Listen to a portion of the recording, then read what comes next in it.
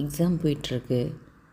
இன்னும் 2 நாள் தான் இருக்குது, இன்னும் 1 நாள் தான் இருக்குதுன்னு சொல்லிட்டு கவுண்ட் பண்ணிகிட்டே இருந்தேன். அதுக்கப்புறம் எப்படியும் ஈதுக்காக பெருநாளைக்கு லீவ் விட்டுருவாங்க. அதனால் மைண்ட் செட்டு ஃபுல்லாக அப்படியாவே போயிட்டே இருந்தது. ஒவ்வொரு நாளும் அப்படி தான் கவுண்ட் பண்ணிகிட்டே போகிற மாதிரி இருந்தது. ஃப்ளாக்ஸீடு வந்து யூஸ் பண்ணாமலே இருந்தது. ரொம்ப மறந்து போகும்.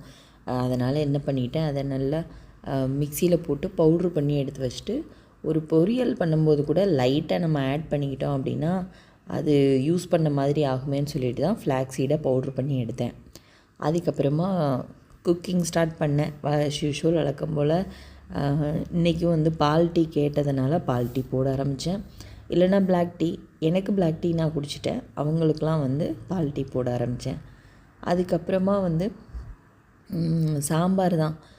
ஒரு காய் போட்டு வச்சாலே எனக்கு போதுமானதாக இருக்கும். ஆனால் வந்து இதை கம்ப்ளீட் பண்ணணும் அப்படின்னு நினச்சேன். இன்னொன்று, புளிக்குழம்புலாம் வச்சா யாருமே சாப்பிடவே மாட்டேங்கிறாங்க. அதனால் பெட்ரு சாம்பாரையே வந்து விதமாக காய் போட்டு வச்சா கூட ஓகே தான். அதனால் இன்றைக்கி முருங்கைக்காய், வாழைக்காய், அதுக்கப்புறமா சவு காய், இந்த 3ஐயும் மட்டும் போட்டு சாம்பார் வைக்கலான்னு பிளான் பண்ணியிருந்தேன். பொதுவாக அந்த சவுச்சவில் வந்து கூட்டு மாதிரி பண்ணால் ரொம்ப பிடிக்கும். ஆனால் அதுக்கு முந்தின நாள் தான் வந்து பூசணிக்காய் வச்சு கூட்டு மாதிரி பண்ணியிருந்தேன். அதனால் இன்றைக்கும் அதே மாதிரி வச்சா கொஞ்சம் நல்லா இருக்காது. அதுவும் இல்லாமல் சாம்பாராக நம்ம வச்சிட்டோன்னா நான் ராத்திரி யூஸ் பண்ணிப்பேன். அதனால் இப்போவே செஞ்சிடும்னு சொல்லிவிட்டு சாம்பாரே வைக்கிறது பெட்டருன்ட்டு சாம்பார் வைக்க ஆரம்பிச்சிட்டேன்.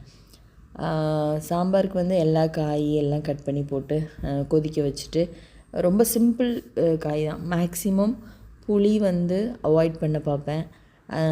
புளி ஊற்றலை அப்படின்னா தக்காளி ஒரு 2 போட்டுக்கிறது. அந்த மாதிரி எப்படியோ யூஸ் பண்ணிவிட்டு நமக்கு தெரிஞ்ச சமையலை அப்படியே யூஸ் பண்ணி கொண்டுட்டு போகிறது.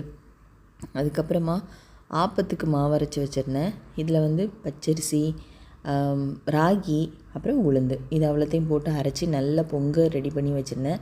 ஸ்கூலுக்கு வந்து லஞ்ச் பாக்ஸ் கட்டும்போது தோசை, இதே மாவை தோசையாக ஊற்றினா கூட வரத்தான் செய்யும், இட்லியை ஊற்றினாலும் வரத்தான் செய்யும். இட்லி வேணுமா, தோசை வேணுமா, இல்லை ஆப்பம் ஊற்றி தரவான்னு கேட்டதுக்கு பையன் சொல்லிட்டான், அம்மா இட்லி தோசைலாம் வேணாம்மா, ஆப்பம் வச்சுத்தா அப்படின்னா. ஆனால் அதுக்கு வந்து அவனுக்கு காலையில் சாப்பிடும்போது அவனுக்கு குழம்பு ஊற்றிலாம் சாப்பிட பிடிக்காதுங்கிறதுனால ஆப்பத்துக்கு பால் ஊற்றி சீனி போட்டு தந்துருமான்னா நான் நாட்டு சர்க்கரையை போட்டு ஃபுல் பண்ணி கொடுத்துட்டேன்.